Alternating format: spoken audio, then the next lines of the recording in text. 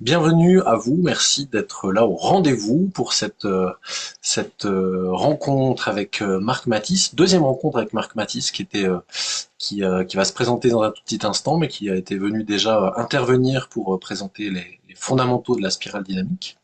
Et puis on avait à la fin de cette présentation lancé un petit sondage avec la proposition de faire un atelier plus pratique, avec plus d'application avec différentes thématiques et ce qui était ressorti, c'était l'application sur le domaine des organisations.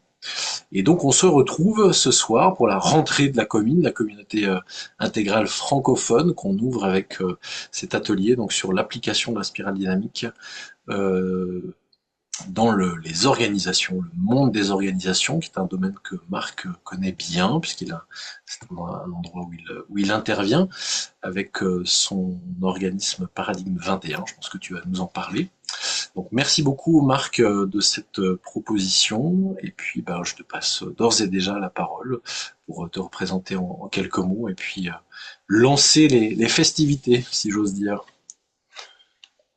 Merci Johan, merci d'organiser ça, merci de m'accueillir et d'offrir cet espace pour partager. Donc ça va être un espace où on va réfléchir, travailler un peu ensemble et je vais vous partager pas mal d'expériences, un petit peu de comment utiliser les systèmes de valeurs de la spirale dynamique dans l'accompagnement des organisations. Et peut-être plus spécifiquement dans mon cas, dans l'accompagnement à la transformation des organisations. Il ne s'agit pas juste... Moi, je ne fais, peut-être juste pour clarifier, quand on parle d'organisation, d'accompagnement, je ne fais pas d'accompagnement de performance, en fait, dans le but uniquement d'optimiser les processus, les résultats et les choses comme ça. Ce que j'accompagne, c'est les chemins de transformation ou de développement vertical, si on veut bien. Donc, il y a généralement plusieurs systèmes de valeurs en jeu. Voilà ce que je fais comme métier, finalement, d'accompagnement. J'accompagne autant des entreprises, des petites entreprises, des fois des départements dans des plus grandes organisations, des fois ce sont des institutions publiques, parapubliques, à but non lucratif, à but lucratif. Et finalement, beaucoup de gens me posent la question, oui, mais ça s'applique à quel domaine ce que tu fais? Et en fait, il n'y a pas une réponse précise, ça peut s'appliquer à tous les domaines. À partir du moment où il y a des gens qui travaillent ensemble, eh bien, on a une sorte de culture qui se met en place et une forme de structure qui est là. Et cette culture et ces structures ont un certain nombre de composantes qui sont parfois adaptées à l'environnement, parfois adaptées aux attentes et aux besoins des personnes qui fonctionnent dans l'organisation, et puis parfois un peu moins. Et c'est généralement dans les cas où c'est un peu moins le cas que j'interviens, parce que dans les cas où ça convient, il n'y a pas grand-chose à faire. En fait, il n'y a pas de destination, il n'y a pas un état ou un niveau ou une couleur qui serait meilleur que l'autre sur l'arc-en-ciel. Euh, donc ça, c'est un élément déjà extrêmement important, peut-être juste en introduction. Parce que si on parle de transformation ou si on parle d'accompagnement, en fait, s'il n'y a pas de tension, il n'y a pas de volonté ou de nécessité de mouvement. S'il n'y a pas de volonté ou de nécessité de mouvement, vous pouvez faire ce que vous voulez, il n'y aura pas de mouvement. Donc, autant de rien faire. Donc c'est absolument crucial avant de travailler avec des systèmes de valeurs dans n'importe quel contexte organisationnel, mais c'est la même chose pour le contexte humain. Si on accompagne une personne, si on coach un individu, s'il n'y a pas une tension qui attire ou qui demande ou qui stimule le mouvement, il y a peu de choses à accompagner finalement. On ne peut pas générer en tant qu'accompagnant du mouvement. Ça serait une illusion. Voilà un petit peu sur le contexte de ce que je fais. Donc, on est basé en Suisse. On est 5 personnes dans Paradigme 21. On est nous-mêmes un laboratoire de fonctionnement, d'organisation auto-organisée, distribuée, tout ce qu'on veut. Donc, on teste un peu sur nous-mêmes toutes les choses qu'on accompagne chez les clients. Voilà ce que j'avais envie de dire en intro. Tu crois que ça suffit, Johan? Hein, c'est bon, hein, on va pas parler de moi tout le long, hein. Sauf si tu as des choses que tu souhaites ajouter, mais ça me paraît bien Non, non, je crois que pour c'est bon. poser Par contre, il faut que je puisse planter partager. le décor. Il faut que tu m'autorises à partager l'écran. Je crois que c'est bon là. Attends. Voilà, normalement c'est bon. Ouais, ça fonctionne. Là, ça fonctionne? Oui, c'est tout bon. Ouais. Alors c'est super, maintenant il faut juste que je déplace un peu toutes les barres que ça m'a mis un peu partout. Et voilà, très bien. Donc voilà, ça c'était le titre. Et puis, on va, en fait, ce qu'on va faire, on va faire autre chose avant ça. Petit tour de table. Euh, Pourquoi vous êtes là? Et est-ce que vous êtes accompagnant par hasard? Et quel est le rapport avec le monde des organisations pour vous? Ou est-ce que vous êtes aspirant accompagnant ou accompagnante? Ou est-ce que, voilà, pourquoi vous êtes là? Juste en deux, trois mots chacune. Peut-être Fabienne, tu commences. Après, Benoît, Nour, Cécilia, Florence, Didier. Comme ça, c'est comme ça que je vous vois en fait dans l'ordre. Si ça, je sais pas si c'est le même pour vous. Peut-être qu'on y va comme ça ira plus vite. Alors, je vous appellerai.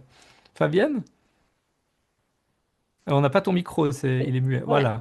En deux mots, moi je suis thérapeute et très intéressée par l'accompagnement intégral et la vision wilberienne.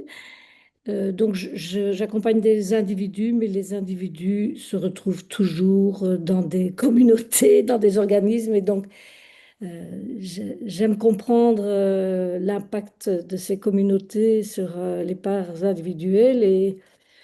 Et voilà, je ne pense que dans la vision Ken Wilber, on ne sait pas dissocier les deux. Donc je suis là pour ça. Merci. Benoît? Oui, bonjour à tous, merci Marc. Alors, ce qui m'amène ici, c'est un, un irrépressible besoin de mieux comprendre toujours le fonctionnement de l'humain et l'humain en collectif surtout. Et je suis accompagnant aussi d'organisation. Euh, alors, est-ce que c'est... Oui, c'est dans une transition, oui, dans une transition, je dirais, qui peut être, qui est surtout orientée vers le, bah, comme tu l'évoquais un petit peu, quoi, suite à une demande, suite à enfin, la prise de conscience qu'il y a un truc qui n'est pas satisfaisant, qui ne nous mène pas là où on voudrait aller, bah, la mise en place de processus plus appropriés, qui tiennent compte des personnes et, de, et qui ouvrent des espaces où on peut, alors même si on n'est pas d'accord sur des choses, aller jusqu'au bout de ces différents, se confronter pour prendre des décisions qui permettent la suite. Voilà, je dirais ça. Super. Merci beaucoup. Noureddin? Oui, bonsoir tout le monde. Moi, c'est pour euh, me développer personnellement, donc dans la continuité de ma démarche que j'ai entamée depuis une vingtaine d'années et qui me permet donc de mieux comprendre autrui ainsi que moi-même. Voilà, c'est juste une curiosité personnelle. Voilà. Merci. Cécilia?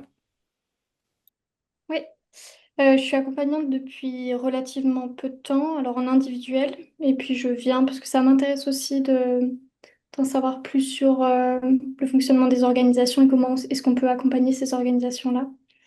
Voilà. Merci. Florence?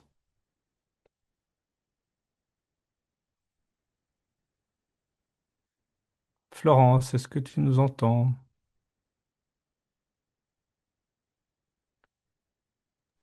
Oui, je savais pas où c'est mon micro, je suis désolée.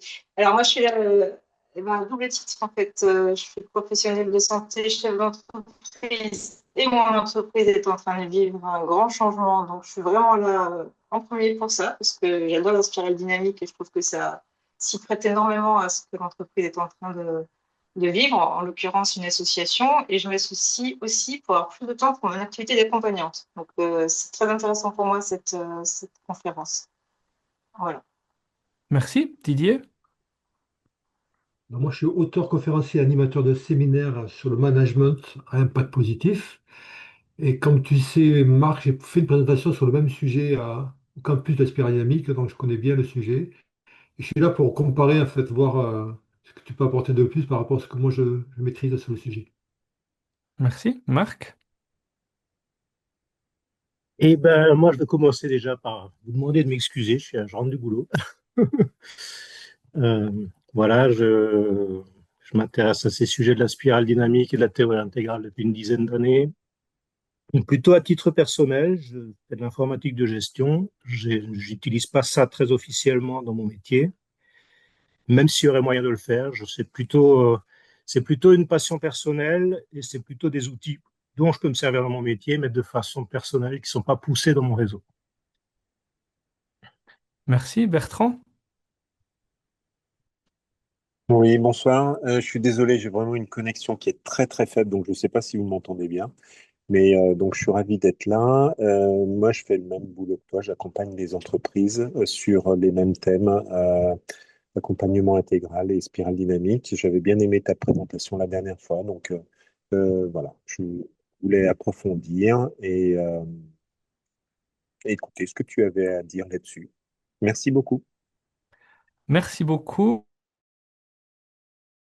Donc, je pars effectivement du principe que tout le monde a au moins vu la vidéo précédente, donc un peu de connaissance de base, en tout cas de la spirale, mais depuis le monde intégral, le pas n'est pas très large.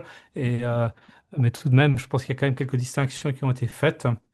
Donc moi, j'aimerais juste rappeler un fondamental avant toute chose qui est à rappeler à chaque fois qu'on parle de ce genre de modèle, c'est que tous les modèles sont faux, mais certains sont utiles. C'est toujours très important de s'en souvenir, surtout avant d'embarquer dans un sujet où on va ouvrir un monde, des organisations à travers ce prisme, magnifique prisme de la spirale dynamique.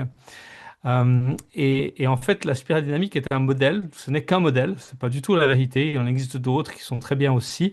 Moi, je trouve que la spirale dynamique est extrêmement utile parce que dans le monde dans lequel on est aujourd'hui, où on est en perpétuelle évolution, il est essentiel finalement de comprendre qu'est-ce qui motive nos décisions en tant qu'individu, en tant qu'organisation, qu'est-ce qui motive nos décisions, nos interactions, et puis comment fonctionnent finalement les transformations aussi individuelles que collectives.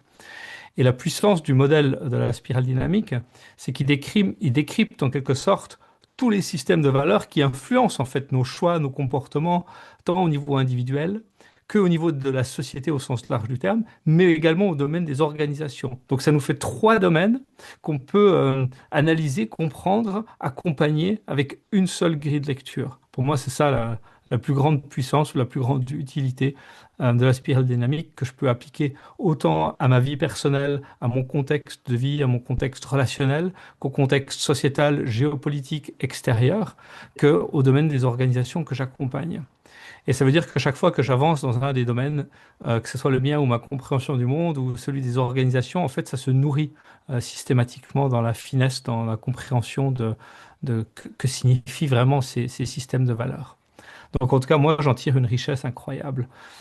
C'est le fondement de tout l'accompagnement que nous faisons à Paradigme 21. Donc, la combinaison entre la spirale dynamique et l'approche intégrale, parce que bien souvent, on a tendance à opposer ces deux approches qui, pour moi, sont extrêmement complémentaires. J'y vois finalement très peu de choses qui s'opposent véritablement, si ce n'est des codes de couleur. Mais ça, c'est quelque chose dont on arrive à s'affranchir assez rapidement. Euh, voilà, donc moi j'étais resté la dernière fois, j'avais présenté finalement cette représentation-là de la spirale, il en existe plusieurs. Et si je me souviens bien, on n'avait pas tellement développé le jaune lors de l'introduction, lors de la vidéo d'introduction. Je crois qu'on s'était arrêté un peu à la fin du vert, un petit peu posé le contexte du jaune et du deuxième cycle, et ni le turquoise d'ailleurs euh, qui va pas être intéressant pour aujourd'hui parce que le turquoise est aujourd'hui inexistant, voire en tout cas imperceptible. Je ne veux pas dire inexistant, mais imperceptible dans le monde des organisations. Tout comme le beige. Le beige n'est pas un stade qui est utile au monde de l'organisation. Ça ne veut pas dire qu'il n'y en a pas dans le monde des individus qui composent l'organisation, mais il n'y a pas de culture ou de structure beige dans une organisation. Techniquement, vous me direz, une organisation peut être en faillite et à deux doigts de la mort, donc en mode survie. Vous allez me dire, c'est beige. Je dirais que c'est un état. Ce n'est pas exactement un stade de développement parce qu'il n'y a pas automatiquement sa culture et sa structure qui basculent dans un contexte beige.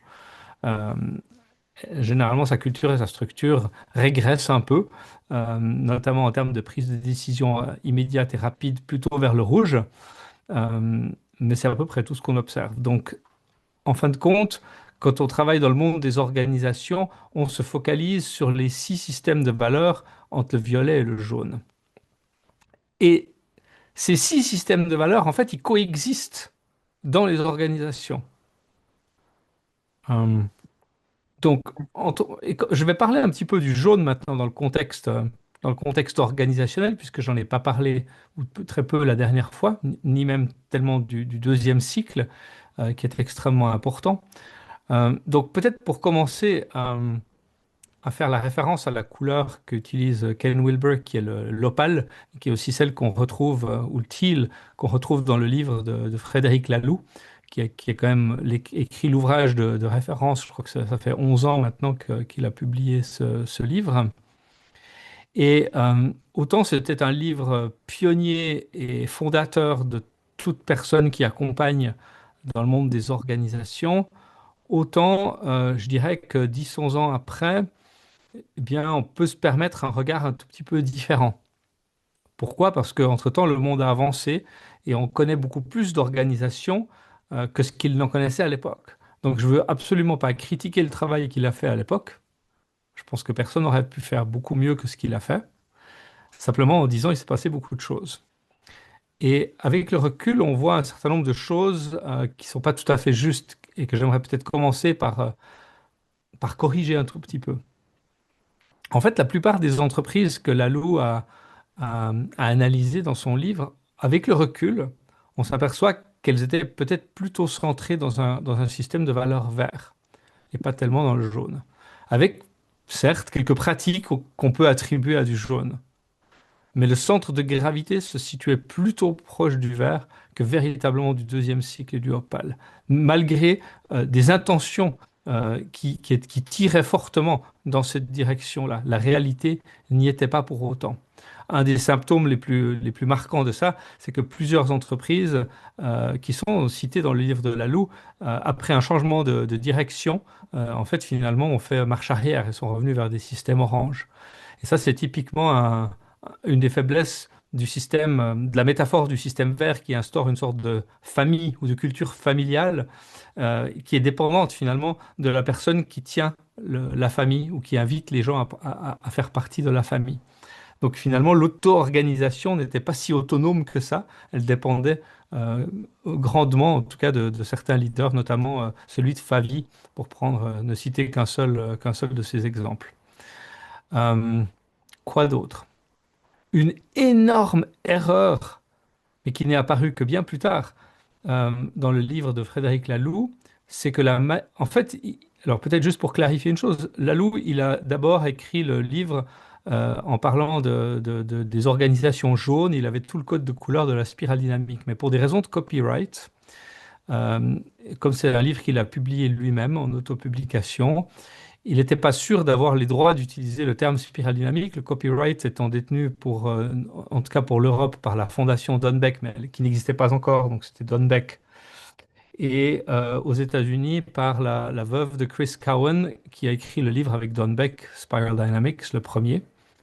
Donc c'était un paysage un petit peu compliqué de savoir est-ce que il avait le droit d'utiliser ce nom. Je crois qu'il a parlé à Don Beck, ça n'a pas très bien marché. Finalement, il s'est tourné vers Ken Wilber et lui a demandé est-ce que je peux utiliser ton système de couleurs et est-ce que tu veux bien écrire la préface de mon bouquin? À quoi Ken Wilber a dit oui. Et en fait, l'entier des codes de couleurs ont changé. Par contre, le livre était déjà écrit. Et ce qui est intéressant, c'est que la manière dont Ken Wilber décrit les systèmes de valeurs dans l'introduction du livre, c'est absolument fidèle à la vision pure spirale dynamique et pas du tout des systèmes de valeurs comme les introduits ou comme on parle aujourd'hui Ken Wilber ou comme on parlait il y a 10 ans Ken Wilber.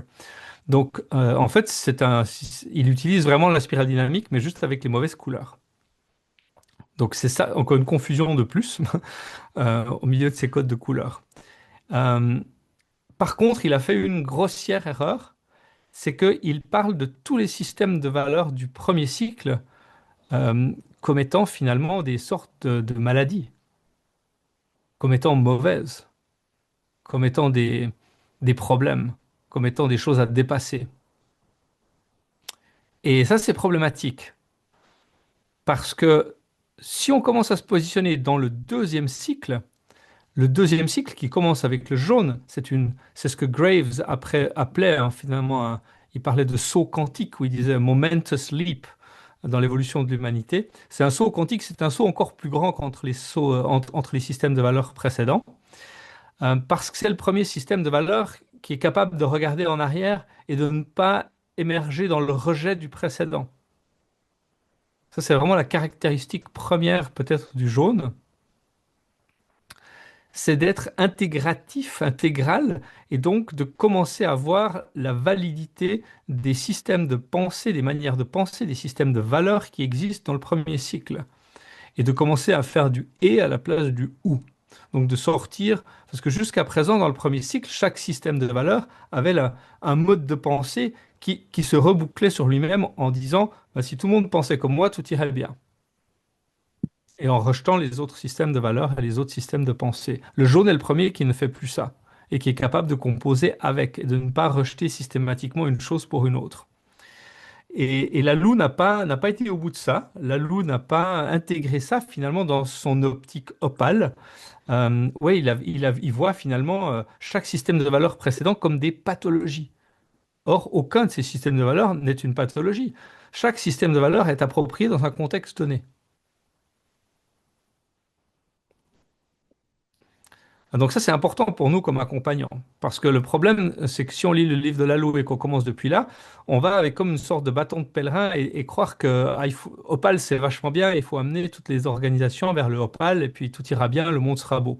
Et tous les employés seront heureux et les performances seront au rendez-vous et tout ça. Mais s'il n'y a pas comme je vous le disais en introduction, s'il n'y a pas de tension ou de contexte ou de conditions de vie qui nécessitent cette évolution, ben, aucune chance d'y arriver déjà pour commencer.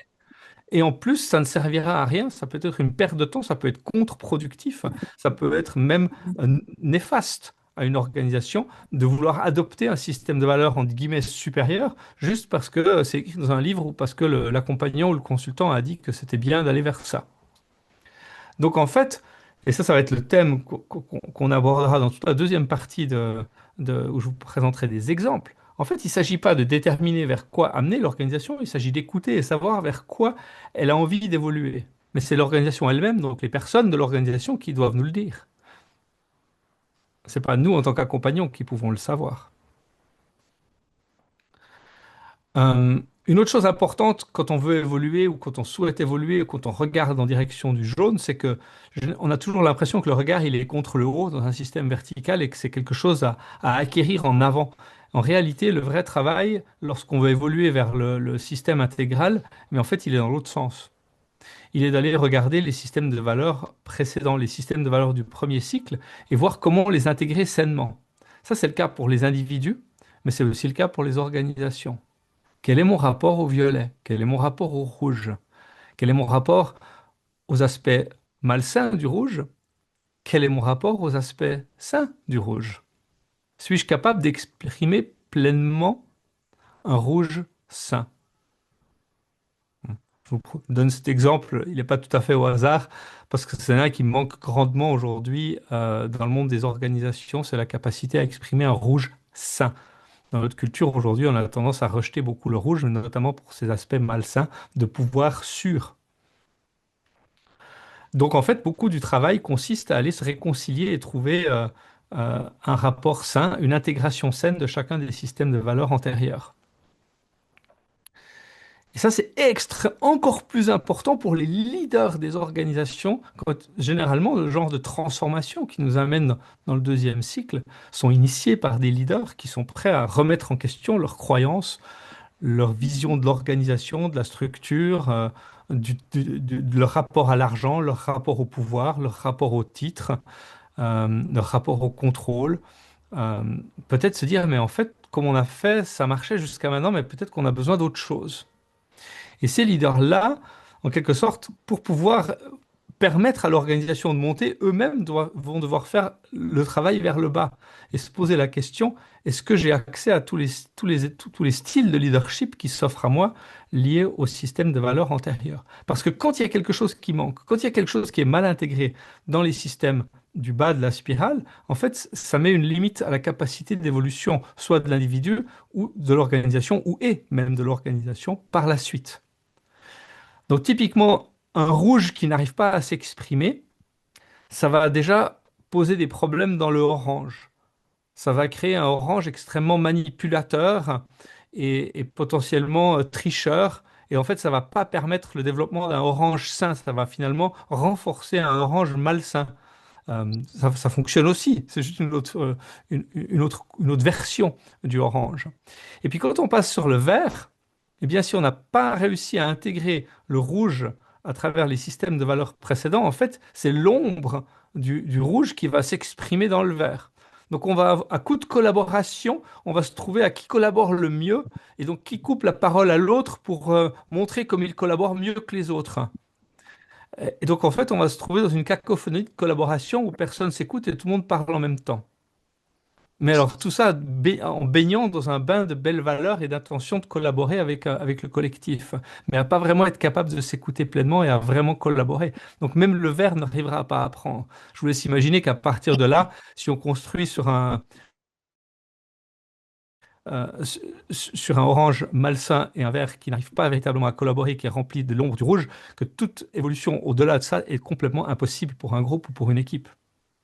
Donc le travail, il est des fois pas tant contre le haut, mais il est souvent contre le bas. Voilà un exemple. Maintenant, depuis le deuxième cycle, je vous disais que depuis le jaune, on revisite les systèmes du bas. Alors prenons maintenant le cas d'une organisation. Est-ce qu'il y a quelque chose il y a quelque chose qui va se transformer en fait? Parce que les systèmes du premier cycle ne vont pas être les mêmes quand on les active depuis le jaune que ce qu'ils étaient dans le premier cycle. Je vais prendre l'exemple du bleu, parce qu'il est bien au milieu, c'est parfait. Lorsqu'on a un bleu du premier cycle qui s'exprime, généralement, ce bleu, il doit accommoder finalement le violet et le rouge, puisqu'il transcende et inclut le violet et le rouge. Lorsque je viens depuis le jaune activer un bleu sain qui manquerait dans un contexte, ça ne sera pas le même bleu que le bleu qui est nécessaire dans un contexte qui demande du bleu. Parce que ce sera non seulement un bleu qui doit évidemment s'accommoder du violet et des rouges, mais ce sera également un bleu qui souhaite aussi s'accommoder le orange, le vert et le jaune. Donc c'est un bleu qui tout d'un coup ne regarde plus que contre le bas pour transcender et inclure, mais lui-même est transcendé et inclus dans les systèmes suivants qu'il doit donc permettre et pas empêcher. Donc voilà, ça c'est la grande puissance du deuxième cycle, c'est d'aller activer parfois un système de valeurs que l'on connaît très bien, mais d'aller l'activer différemment pour qu'il puisse s'intégrer et contre le haut et contre le bas.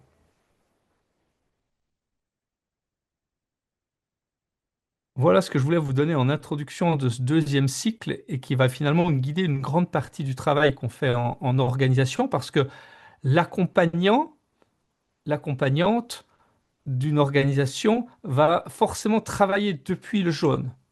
Peu importe de où vers où se passe la transformation. En fait, en tant qu'accompagnant, vous n'avez pas le choix. Même si vous accompagnez l'évolution d'un orange vers le vert, vous n'avez pas le choix que de le faire depuis le jaune. Si vous le faites depuis le vert, vous allez avoir les mêmes jugements et les mêmes biais sur les systèmes de valeurs précédents que vos clients. La valeur ajoutée que vous pouvez apporter, c'est justement de ne pas vous situer dans ce rejet de système de valeurs antérieurs ou précédents, ou ce jugement, ou cette croyance que tout doit être vert. Et pour autant, on peut renforcer le vert et faire que ça. Mais en tant qu'accompagnant, la posture de l'accompagnement, lui, il travaille depuis le jaune. Voilà pourquoi c'est absolument essentiel de bien, en tout cas, saisir les contours de ce jaune. Alors, deux grands pièges en utilisant la spirale dynamique dans les accompagnements ou dans n'importe quoi qui n'est pas pour soi. Le premier, c'est de coller des couleurs sur le front des gens en disant telle personne est verte, telle personne est orange, telle personne est bleue, ou telle équipe est bleue, telle équipe est orange, ou telle organisation, telle entreprise est de telle couleur. Ne mettez pas d'étiquette sur les gens, ne mettez pas d'étiquette sur les organisations. Ces systèmes de valeurs coexistent. Et je vous rappelle que la traduction correcte de Spiral Dynamics en français, ce serait les dynamiques en spirale, si on avait traduit ça correctement dès le départ. Malheureusement, ça a été traduit la spirale dynamique. Mais les dynamiques en spirale, ça sous-entend qu'il y a plusieurs systèmes de valeurs. Et ce qui nous intéresse avant tout, ce sont les dynamiques. Entre quoi? Entre ces systèmes de valeurs qui se trouvent être dans une forme de spirale. C'est de ça que nous parlons. Donc ne jamais perdre de vue que parce qu'on a des couleurs, il s'agit de dynamique au pluriel et pas de système de valeurs au singulier avec avec une couleur dessus. Bon, je crois que ça, c'est assez évident. Le deuxième piège, c'est d'attribuer un comportement à un système de valeurs. Un comportement n'exprime pas un système de valeurs. C'est la motivation derrière le comportement qui va nous révéler un système de valeurs. Donc lorsque vous avez quelqu'un qui agit d'une certaine façon, vous ne pouvez jamais en déduire un système de valeurs. Même si le raccourci est tellement facile et vous avez déjà fait le lien, le travail d'accompagnant, c'est de ne pas le faire. Et c'est d'aller poser la question pourquoi? Qu'est-ce qui te motive derrière? Pourquoi tu fais cette action? Pourquoi te comportes-tu comme ça? Et dans la réponse au pourquoi, vous allez avoir la motivation qui va s'exprimer. Et cette motivation-là va vous révéler le système de valeurs. Le vrai système de valeurs qui finalement drive les comportements, les actions, les décisions des individus. Donc, ce que je vais vous proposer de faire maintenant pour nous amuser un petit peu en mode un peu popcorn, c'est de nous entraîner à ça. Donc, on va prendre une phrase pour commencer, un truc tout simple. On va dire, ah, c'est une bonne idée. Donc, si quelqu'un dit dans une organisation, ah, mais ça, c'est une bonne idée, de quel système de valeurs s'agit-il?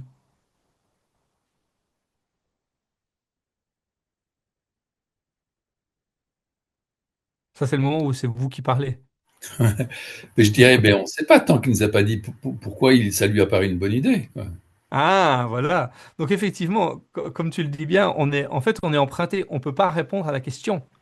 Mais on pourrait faire le raccourci qui serait un peu maladroit, de dire, ah, bonne idée, innovation, donc ça va être du orange ou quelque chose de cet ordre-là. Mais en fait, pas du tout. En fait, la question, c'est, oui, mais pourquoi est-ce que c'est une bonne idée? Donc maintenant, ce qu'on va essayer de faire, c'est de trouver la réponse pour un individu qui serait centré en violet. Il répondrait quoi à la question, mais pourquoi est-ce que c'est une bonne idée? Donc là, je vous invite à tous ouvrir vos micros. C'est plus simple si vous ouvrez tous vos micros. Comme ça, vous n'avez pas besoin de réfléchir beaucoup avant de parler. Et puis, on peut y aller en mode popcorn. Et si tout le monde parle en même temps, c'est pas grave, on avisera. Donc, quelqu'un répond à la question. C'est une bonne idée parce que, trois petits points, en violet, je dirais quoi? Ça nous aide à fusionner. Ça Ouais, resserre les liens. voilà, d'autres mots. C'est sécurisant. Voilà, quoi d'autre encore? On a toujours fait comme ça. Voilà, on a toujours fait comme ça, exactement. Cette notion de tradition, il y a cette notion euh, de répéter ce qu'ont fait les anciens. Alors ça peut être, c'est parce que le cofondateur a toujours fait comme ça, hein, ou parce que c'est le cofondateur qui nous a dit de le faire, hein, dans un langage un peu plus start-upien. On a beaucoup de violets dans les start-up. Donc là, c'est un exemple, évidemment, il est tiré jusqu'au bout en disant c'est comme ça que mon père aurait fait. Allez, en rouge. Un individu en rouge répondrait comment? On va écraser tout le monde. C'est une bonne C'est idée comme ça, parce c'est que pas autrement. on va écraser. Non, non, non, non, non. C'est une bonne idée. Non, pas Parce que on. c'est comme ça que j'ai décidé. Parce que c'est comme ça que j'ai décidé. Voilà. Il y a un je, hein, derrière. Il n'y a jamais un on pour le rouge. Euh, donc voilà, on y est. Hein, c'est quelque chose de cet ordre-là. Après, il y a toujours plein de versions possibles. On est un petit peu dans la caricature ici. Et c'est intentionnel. Juste pour faire l'exercice. Hein. Depuis le bleu, c'est Parce une que bonne c'est idée nécessaire. parce que c'est nécessaire. D'autres réponses? Parce que c'est bien.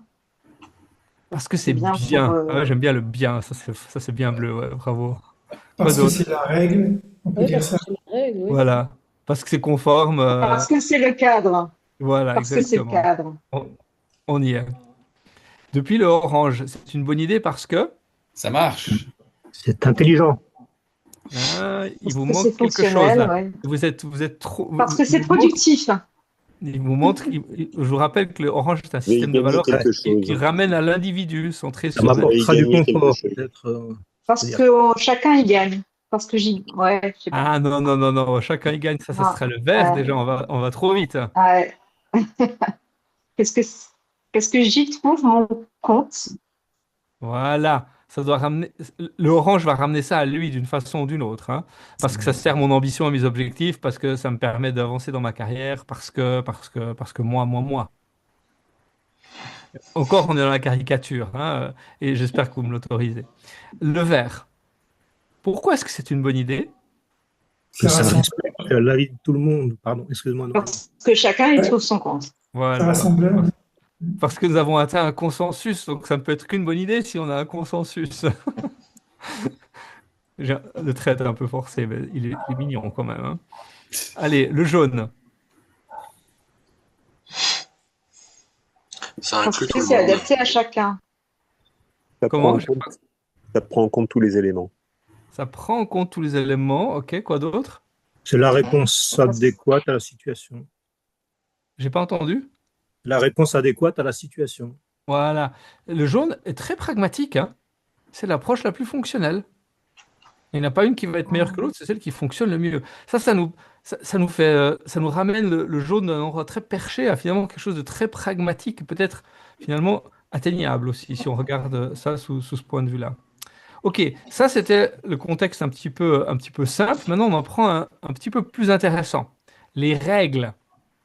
Parce que dans toutes les organisations, il y a des règles. Et donc les règles, on pourrait dire, ah ouais, mais les règles, c'est bleu. Hein, comme on aurait pu dire avant. Mais en fait, quand on pose la question, mais les règles pour toi, c'est quoi? Et si vous demandez à quelqu'un qui est centré en violet, c'est quoi les règles pour lui? Et d'être dans le respect de la famille, dans le cadre de notre groupe. Voilà. Voilà, ouais. D'autres éléments? La tradition. La Tradition, base. ouais. Elles sont exprimées comment?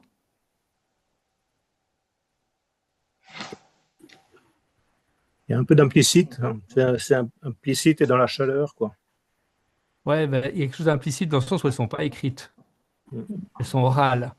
Elles sont non écrites, gardées par le chef de notre famille ou de notre tribu, hein.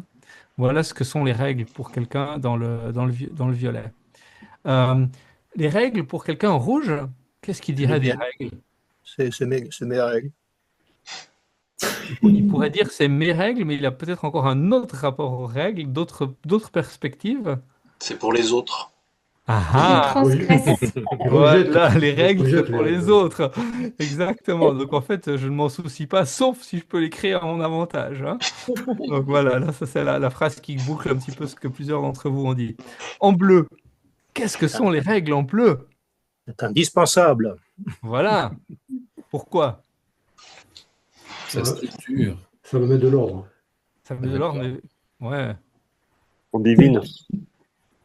Sécurise. exactement. Ça nous Le sécurise. ciment de notre société, elles doivent être strictement suivies et appliquées. Ok, en orange, les règles. Euh, On peut en jouer. On peut en jouer, exactement. Le orange va continuer de fonctionner dans les règles du bleu, mais ne va pas les suivre strictement. Il va les contourner si nécessaire pour sa réussite.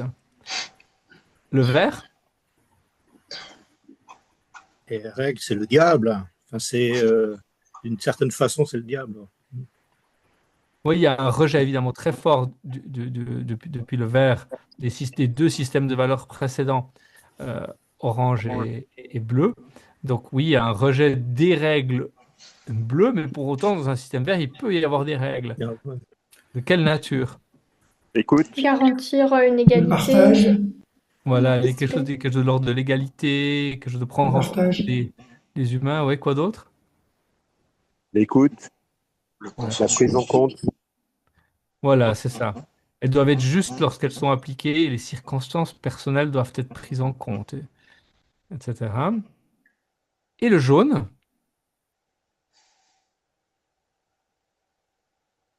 Ça dépend du cadre. ça dépend du cadre, ouais, exactement. Et en plus de ça, ça dépend de quoi? C'est celles qui sont efficaces. Ouais, mais de quoi ça dépend encore? C'est bien, ça dépend du cadre. Ça dépend encore peut-être d'autres choses. Des participants. Ouais. Contexte. Du Du moment, contexte, exactement, des circonstances, et ça dépend du timing aussi. Donc ça dépend de pas mal de choses. Donc elles doivent s'adapter aux circonstances, et des règles différentes peuvent s'appliquer à des moments différents, à des personnes différentes. Là, vous avez vraiment le côté super pragmatique de comment utiliser et appliquer des règles. Voilà, donc ça, c'était une illustration pour vous montrer que depuis une expression ou une chose, on ne peut pas tirer un système de valeurs. Et c'est toujours aller chercher la motivation derrière qui va commencer à nous donner les systèmes de valeurs. Et ça, c'est extrêmement important en organisation parce qu'il y a beaucoup d'expressions. Et puis, les expressions, on a très rapidement tendance à les cataloguer. Et donc, ça nous rappelle à toujours poser la question du pourquoi. Maintenant, je vous propose de travailler en groupe, faire un travail en groupe. Donc, Johan, ça va être le moment de faire les salles. Et je vais commencer par donner les instructions. Et il faudra que tu nous dises, Johan, qui est le groupe 1, qui est le groupe 2 et qui est le groupe 3, pour que les personnes sachent quelle est la consigne qui va leur appliquer. Donc, l'idée, c'est que les trois groupes vont travailler sur un sujet différent. Vous allez avoir 15 minutes et en fait, vous allez revenir avec une description pour chacun des 6 systèmes de valeurs. Donc, on commence au violet. On va du violet au rouge, au bleu, au orange, vert et jaune. Donc, c'est 6 systèmes de valeurs. Vous allez utiliser idéalement un mot ou 2 ou 3 mots. Mais je veux dire, c'est pas une phrase, c'est pas un exposé. Il faut trouver en un mot le groupe 1. Et Johan nous dira qui est dans le groupe 1. Bon, ce sera le Vous groupe allez... 1, je pense. Comment? Ce sera le groupe 1. Voilà, mais tu vas nous dire après qui est dedans. Ah, ok, d'accord, pardon. Vous allez vous pencher sur le style de leadership, le style du ou des leaders. Donc, comment décrivez-vous ce style? Idéalement, en un mot. Pour le deuxième groupe, la question, c'est par qui sont prises les décisions à chaque système de valeurs.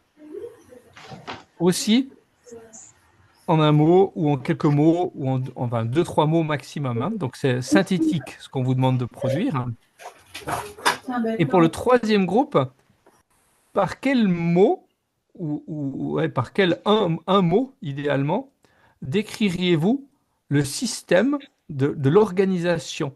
Donc, quelle est la forme de la structure ou les caractéristiques de la structure ou le type de gouvernance? Comment cataloguer en un mot l'organisation, le système de l'organisation?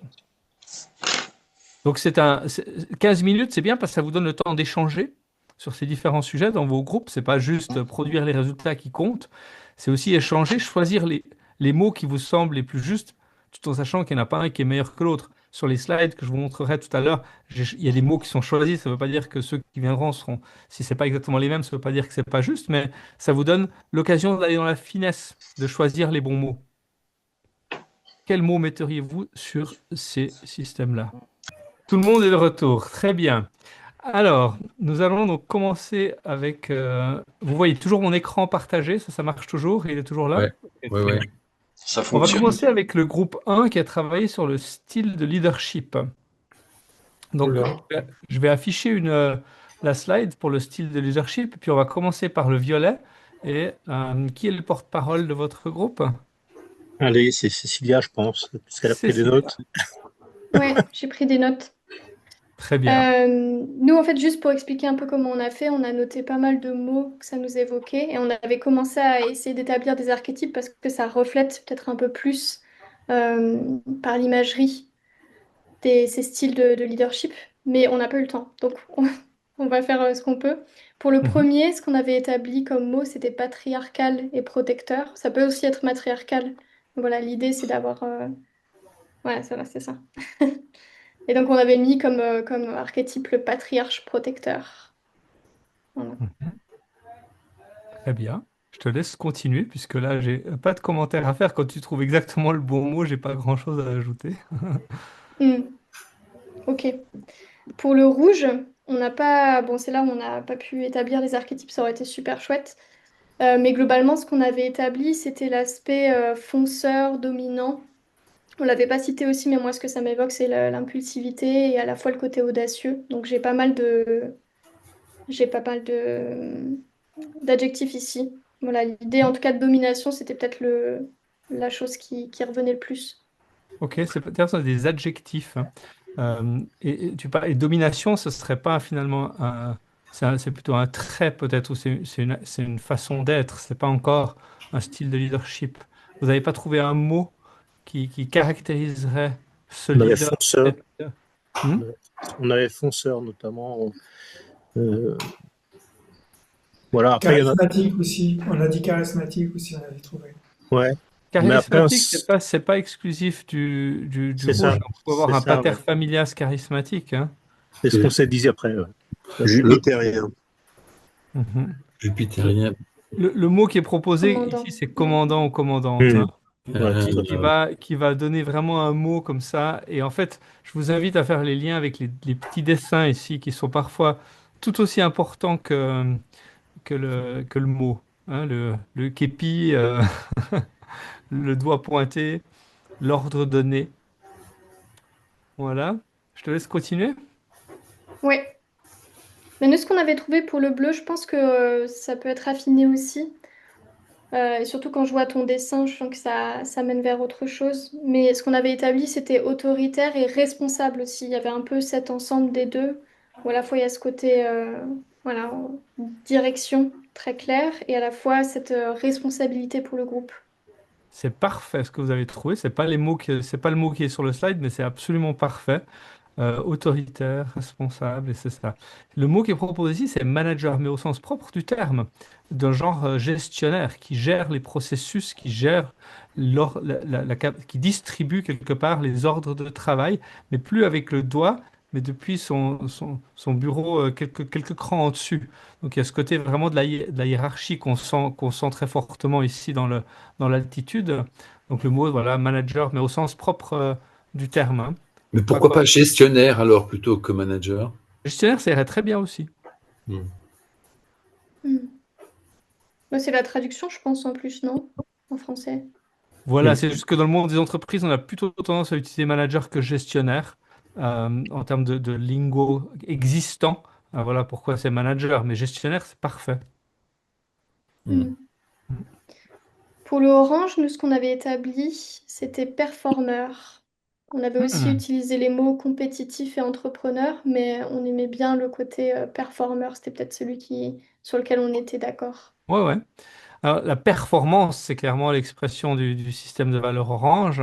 Et le style le plus proche, en tout cas quand on parle aux entrepreneurs, aux entreprises ou aux dirigeants qui aimeraient bien que leur leader ou leur manager, entre guillemets, soit dans le mindset entrepreneurial, là on est purement dans le orange.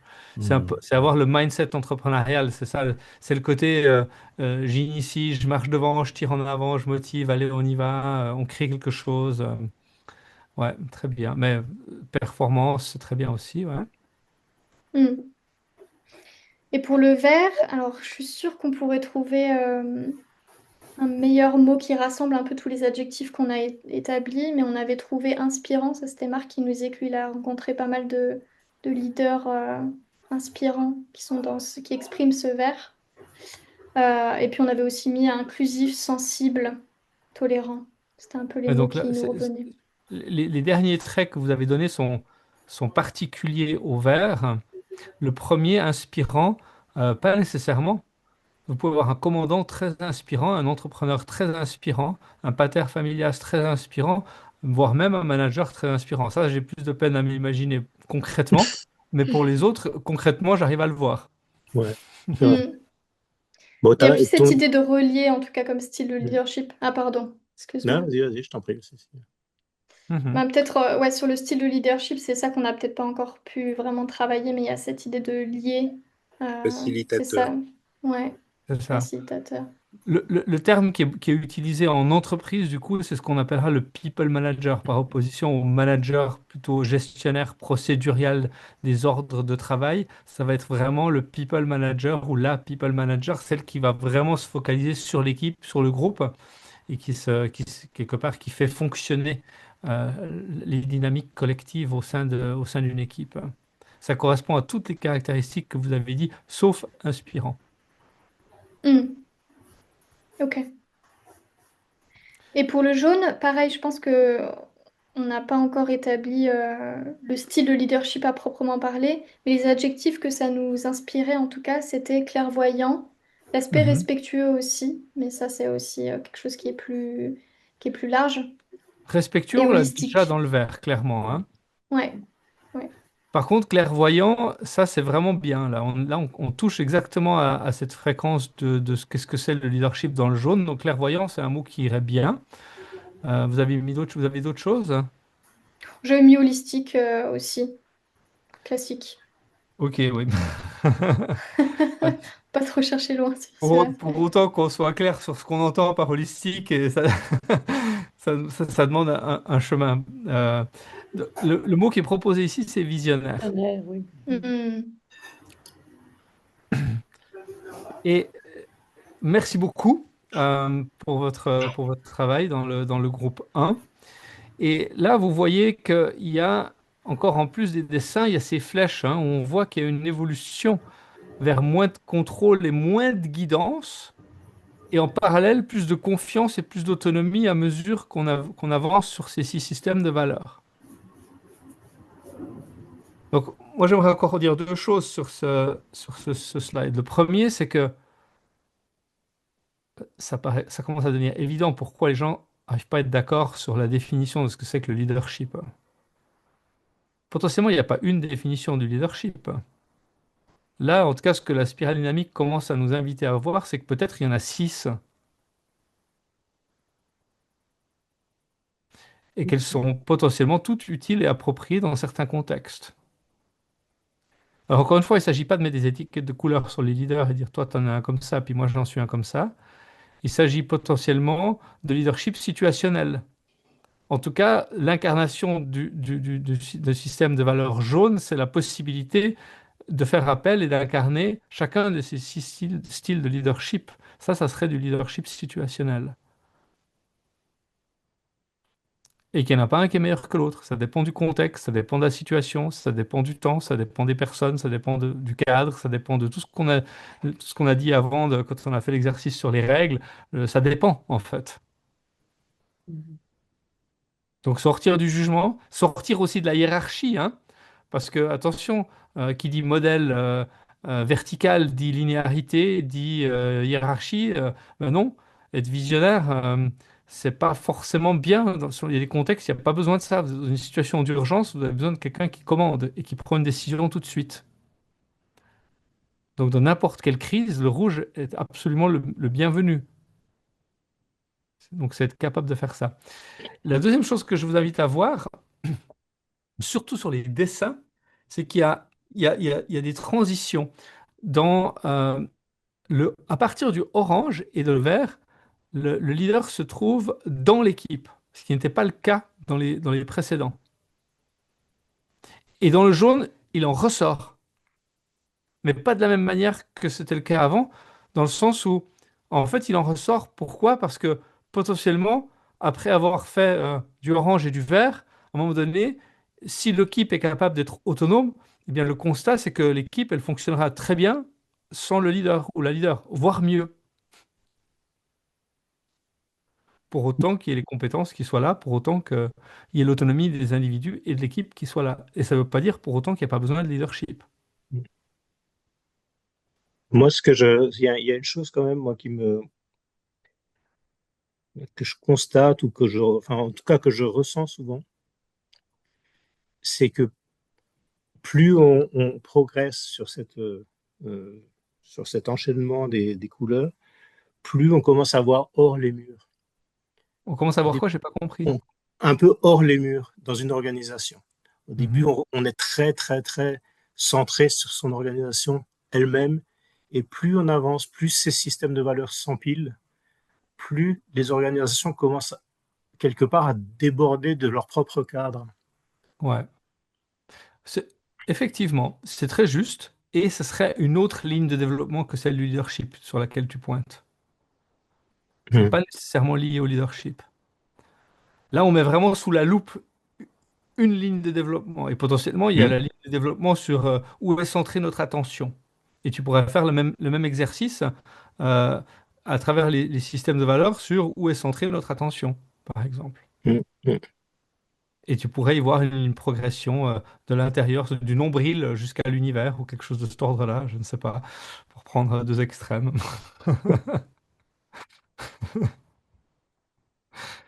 Euh, et j'aimerais maintenant dire encore j'aimerais un peu démonter euh, le mot visionnaire. Parce il semble très pratique, très simple. Genre, tout le monde peut être visionnaire, d'accord?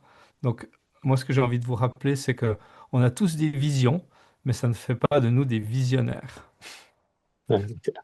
d'accord? C'est juste pour un petit peu se recentrer un tout petit moment, pour se dire, OK, alors c'est quoi potentiellement être visionnaire? Eh bien, en fait, visionnaire, ça demande ce style de leadership dans le jaune, c'est potentiellement la chose la plus difficile qu'on touche dans les chemins de transformation avec lesquels on travaille avec la spirale dynamique. C'est qui dois-je être? Que dois-je incarner? Qui fait que mon équipe ou l'équipe que je sers potentiellement est autonome et peut travailler sans moi et n'a pas besoin de moi pour fonctionner? Qui dois-je être pour inspirer?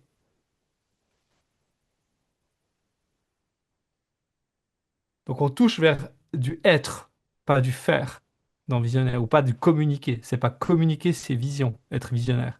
C'est être visionnaire. Donc il y a être dans sa posture, c'est incarner le futur que nous servons. Alors, en cela, clairvoyance c'est un terme un peu plus juste. Peut-être. Mais ça fait un peu perché pour le monde des organisations. Visionnaire, ça Ouais, passe mieux, ouais. tu vois. Donc, il y a beaucoup de compromis à faire quand on communique sur ce genre de sujet. Entre nous, oui, Ouais. c'est ça. Et puis en même temps, c'est histoire de pas faire trop peur non plus, tu vois, de dire, il y a quelque chose en fait encore. Mais comment y arriver, c'est tout un programme. Parce que ce que tu traduis là, Marc, ça peut être lu d'une façon totalement différente au travers d'un prisme orange de stratège, en fait. C'est ça. Et Et c'est c'est pas la OK. même chose. Et c'est OK de commencer avec ça. Parce que généralement, quand tu le regardes depuis le prisme orange, le orange, il va croire qu'il y est déjà dans le jaune. C'est un peu le propre du orange. Hum, hum, Donc c'est OK de lui laisser croire ça, euh, potentiellement. Mais ce qu'il a développé, c'est pas tellement ça. Ce qu'il a développé, c'est d'abord le vert. Donc c'est pas très important s'il croit qu'il est déjà en jaune, même s'il identifie que potentiellement il a un trou et du travail à faire pour renforcer le vert. Alors on va faire ça. Mais s'il croit qu'il est déjà en jaune, c'est super. hum. Tu vois, il n'y a pas besoin de tordre le cou à toutes ces croyances immédiatement non plus. Ou alors de faire un peu avec un peu d'humour. De dire, moi j'aime bien dire aux gens, quand on fait des diagnostics, si vous croyez que vous êtes, si vous vous identifiez ou si vous remarquez que vous souhaitez être jaune, ça c'est le orange en vous qui s'exprime. Et c'est Hum. bien de lui laisser de la place, et c'est bien de l'accueillir, parce qu'on a tous un orange en nous qui a envie d'être tout en haut de n'importe quelle échelle. Donc apprenons à l'apprivoiser, celui-là, il va pas partir. C'est pas parce qu'on fait du travail et qu'on devient jaune qu'il disparaît, mais c'est bien de le reconnaître. Hum. Si on le reconnaît pas, il va nous mettre un biais, puis on va se voiler la face. Ok, on va continuer avec le deuxième groupe qui a travaillé sur par qui sont prises les décisions. Qui est porte-parole du deuxième groupe? Je pense que c'est moi et on s'est planté, on a travaillé sur le thème de la Ah, troisième groupe. Mais bon, on va quand même, dans ce qu'on a préparé comme proposition, on va se retrouver, je pense, pour répondre à ces questions-là, à cette question-là. Alors, le violet, évolution des décisions dans les ah, pardon, c'est évolution de décision des organisations. D'accord. Donc la question c'est qui décide, c'est ça? Ouais, c'est ça. D'accord. Ben là, dans le Comment violet, sont prises, ou comment sont prises les décisions, ou par qui sont prises les décisions dans ces d'accord. Donc là, différentes. c'est plutôt le pattern qu'on voyait dans le slide d'avant, c'est le Ouais, pater mater familias, là on a Voilà, mis par le exactement. fondateur ou la fondatrice, ouais, c'est ça. Voilà. Ou les, hein, on peut mettre ça au pluriel aussi. Parfois Mhm, c'est un clan entier ou mhm. une famille qui décide là à l'intérieur. Oui, tout à fait. Ok. Pour le rouge, c'est le big boss. C'est ça. Ceux ou celles qui sont au pouvoir, pour le coup, il peut y en Mhm, avoir plusieurs. C'est ça qu'il ne faut pas oublier. Hein. C'est pas forcément mhm, la personne qui est aux commandes. Dans le mhm. système rouge, ça s'accommode de plusieurs personnes au pouvoir. Bon. Mais quand même, les gens qui sont à un niveau intermédiaire sont quand même plutôt des exécutants, même s'ils sont un Il n'y a peu. pas de niveau intermédiaire dans le rouge. Ouais, c'est Il y a les ça. décideurs et les suiveurs. Ouais, c'est ce que je voulais dire. Il y a pas de gens qui ont un pouvoir de décision au niveau intermédiaire, hein. Ouais, c'est ça. Alors, ça ne veut pas dire qu'il n'y en a pas. Mm, Si tu regardes la mafia, mm, qui est clairement un système d'une organisation très rouge, mm, il y a une hiérarchie, mais c'est une mafia avec un système déjà emprunté du bleu, mm, mais exprimé avec un pouvoir rouge à tous les niveaux. Mais l'organisation est plutôt bleue déjà, quand mhm. il y a plusieurs étages. Ok, dans le bleu, justement, ben, c'est le chef.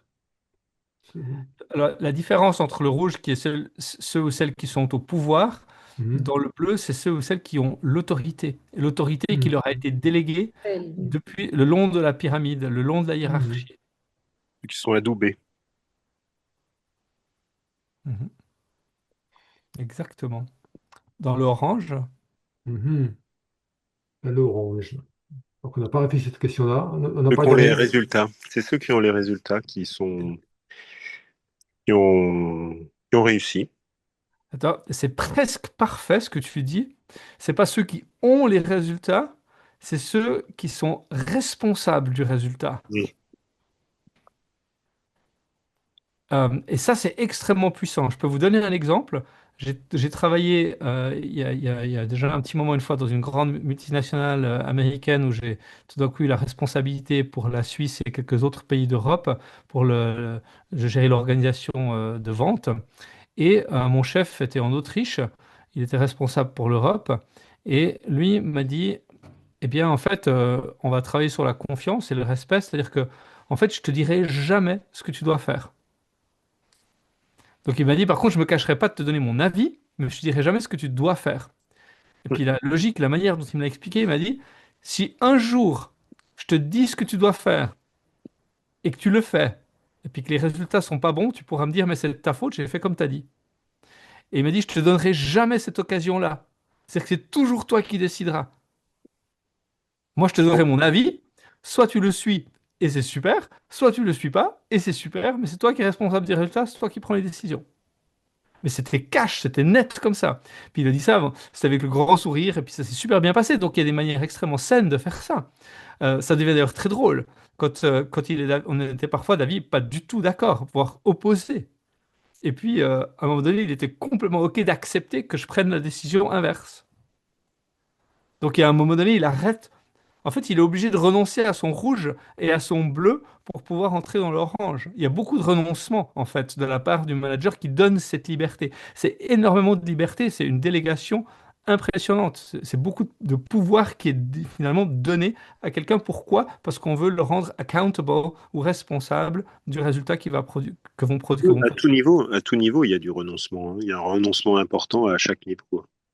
C'est ça. Donc voilà, peut-être une manière d'illustrer ça par quelque chose de concret et de vécu. Mhm. En vert, En général, c'est plutôt un collectif. Il y a toujours une notion de consensus dans les décisions. Euh, voilà. et en jaune. Ouais, c'est très flexible. Donc, ça se traduit comment au niveau des décisions?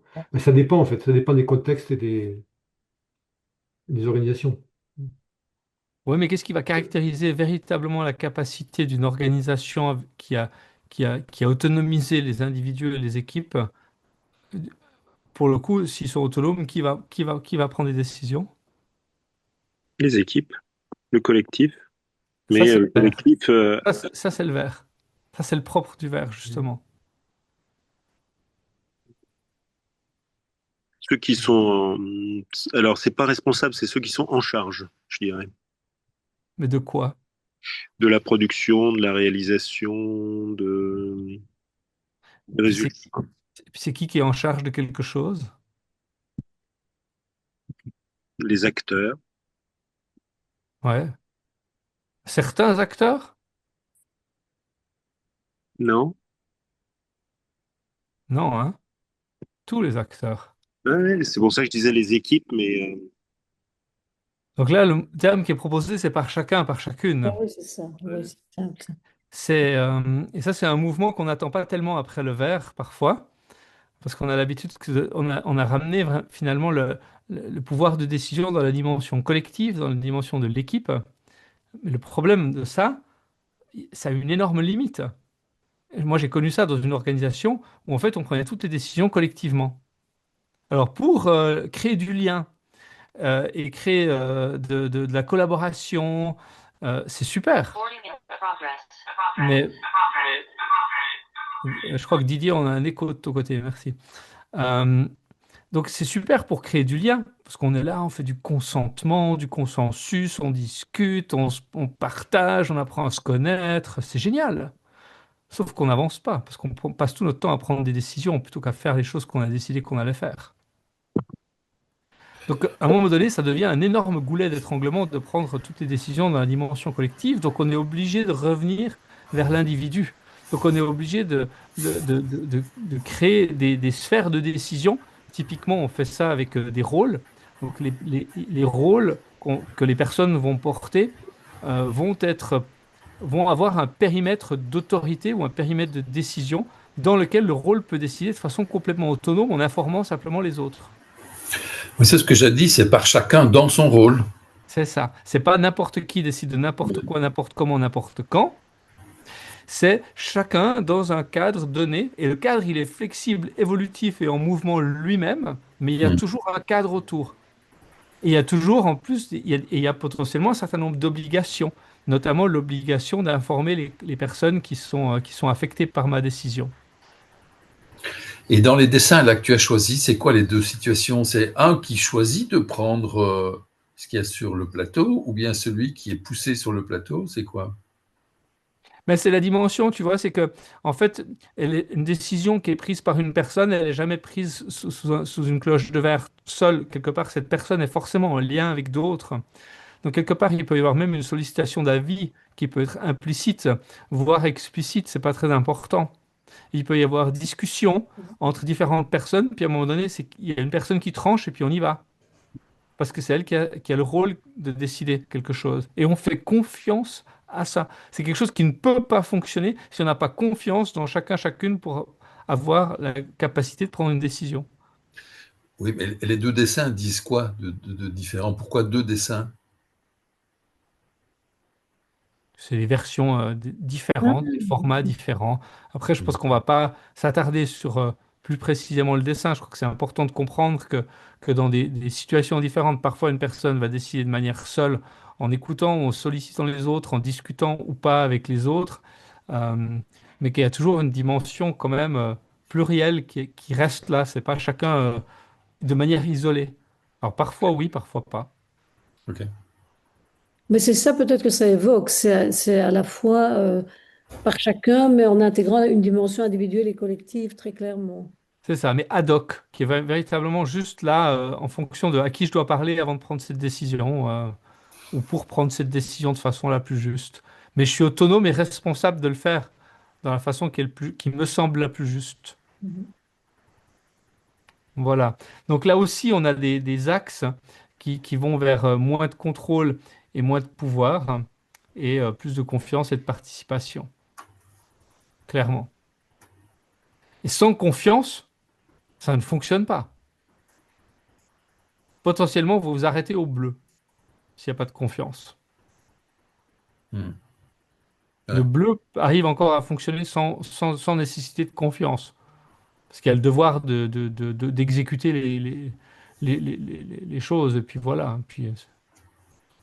Donc c'est très important. La culture qui va avec, il y a des composantes culturelles qui sont absolument nécessaires pour soutenir ce genre d'évolution. Elles ne peuvent pas se faire en vase clos. Et puis on va faire le troisième groupe, qui est porte-parole du troisième groupe. Fabienne. Non, c'est peut-être pas moi, parce que je vais devoir partir dans deux, peut-être avant, mais je veux bien commencer. Alors, l'organisation ou peux le prendre le système relais d'organisation en aussi. violet. Vas-y, alors oui, vas-y, s'il te plaît. J'ai- Alors, en violet, on avait parlé bah, de système plutôt tribal et avec une forme d'affiliation et de tradition. Tribal, oral, affiliation, tradition. C'est très bien. C'était Sauf les que ces mots qu'on mots avait feraient trouvés.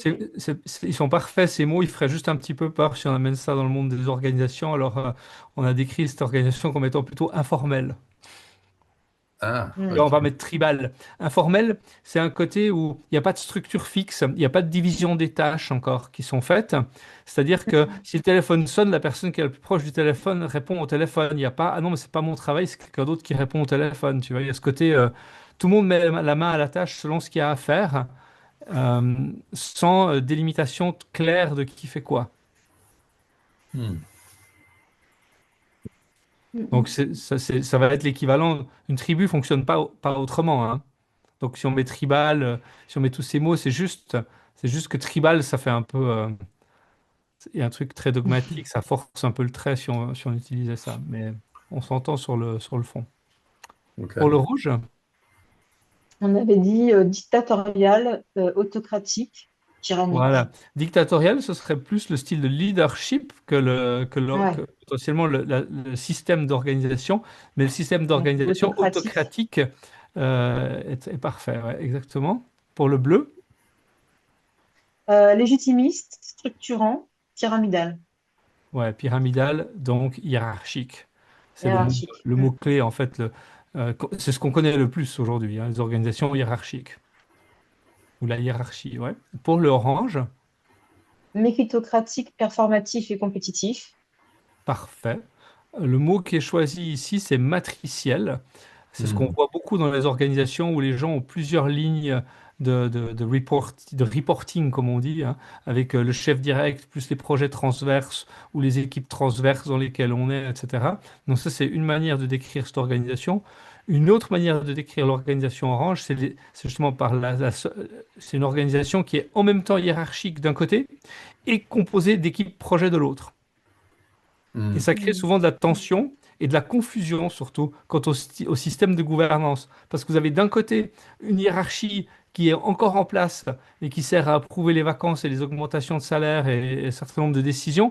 Et puis en vrai, concrètement, les gens travaillent 80% du temps dans des équipes projets de façon relativement autonome, sans hiérarchie et sans supervision directe. Et c'est un peu deux systèmes qui se superposent parfois. Hmm. Voilà ce qu'on peut aussi dire sur où on peut parler d'organisations orientées résultats, une fois de plus, parce qu'elles sont Mm. optimisées toujours pour la quête de performance et la quête de résultats. Trois manières différentes de parler de la même chose ici. Pour le vert, Égalitaire, inclusif, horizontal. parfait. Pour le jaune, Intégratif, adaptatif, fonctionnel, efficient et pragmatique. c'est des très bons mots, très justes. Le mot qui est choisi, c'est organique pour le coup. Organique. C'est de donner, de ramener le côté l'organisation est un organisme Mm. organique pour le coup. On arrive finalement à l'origine du mot organisation d'une certaine façon, pas quand on arrive au jaune, avec un système vivant en fait, la métaphore du système vivant. Et la grande Mm. différence sur les dessins ici qu'on voit, parce qu'on peut voir sur le vert et sur le jaune des cercles avec des personnes dans les cercles, la différence entre le vert et le jaune, c'est le mouvement. C'est l'évolution, c'est le mouvement Mm. permanent. Le vivant est en mouvement permanent. L'égalitaire, pas nécessairement. En fait, il peut être très figé et ne pas évoluer, ne pas être capable d'évolution, malgré le côté égalitaire. Alors que le propre du jaune, c'est le mouvement, l'adaptation permanente, l'agilité, si on veut bien, au sens de être agile, pas au sens des processus de travail agile qui sont nés déjà dans le système de valeurs orange, mais au sens de qui nous sommes en tant qu'organisation est agile. Donc c'est être agile, pas faire agile, qui serait orange. Voilà. Et bien là aussi, toujours contrôle et guidance qui diminue et confiance et autonomie qui avance. On a regardé trois lignes de développement ensemble, en fait. On a regardé le leadership, les modes de prise de décision et les systèmes organisationnels. En fait, ce sont trois lignes de développement. Marc nous a suggéré avant qu'on pourrait en trouver une nouvelle qui est vers où portons-nous le regard, où est portée notre attention, qui serait une autre ligne de développement. Et donc, quand on commence à travailler avec des organisations, c'est intéressant de commencer à évaluer un certain nombre de ces lignes de développement et se poser la question, mais en fait, l'organisation aujourd'hui, elle en est où? Et ça me permet de faire le pont avec la vision intégrale parce que ces lignes de développement, d'une certaine façon, elles existent dans des cadrans. Il y a des lignes de développement plus de l'ordre de la structure, par exemple, comment sont prises les décisions. Encore que celle-là, on peut se poser la question parfois si elle est culturelle ou pas. Mais en tout cas, les systèmes d'organisation sont clairement de l'ordre de la structure. Donc il y a des lignes de développement dans la structure, il y a des lignes de développement dans la culture, et puis ensuite, dans le domaine de l'individu, il y a aussi des lignes de développement, et tout ça, à un moment donné, forme un tout cohérent. C'est-à-dire que ça ne va pas fonctionner d'avoir un leadership de style pater familias, avec des décisions qui sont prises euh, par la responsabilité du résultat, et d'avoir un système d'organisationnel égalitaire.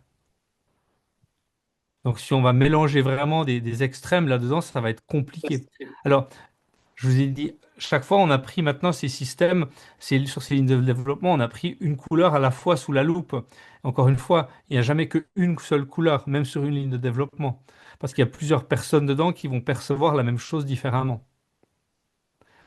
Donc, si on veut commencer à se faire une idée de qu'est-ce qui se passe vraiment dans une organisation, eh bien, à un moment donné, on a besoin de faire un diagnostic d'une organisation pour savoir, en fait, c'est pas elle en est où comme une sorte de vérité objective, mais au moins la somme des subjectivités des personnes qui composent l'organisation, elles perçoivent l'organisation comme étant où. Ce serait déjà pas mal d'avoir ça. Donc la perception moyenne des participants, entre guillemets, ou des employés, des collègues. Et puis en même temps, pendant qu'on y est, on pourrait leur poser la question, mais vers quoi est-ce que les personnes aimeraient que ça évolue? Ça commence à devenir intéressant. Et c'est là qu'on va commencer en fait, en faisant un diagnostic comme ça, on va commencer à voir là où il y a des manques d'alignement entre les attentes, les besoins ou la réalité que vit cette organisation et comment elle est organisée, comment elle est structurée et comment fonctionne sa culture.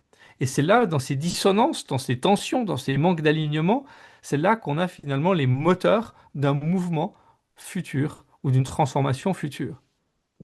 Quand je vous disais au début, vous ne pouvez pas arriver en tant qu'accompagnant et puis dire par où il faut passer et montrer le chemin. Pourquoi? Parce que vous ne connaissez pas véritablement le contexte des personnes et de cette organisation et vous ne savez pas ce qui est mieux pour elles qu'elles-mêmes.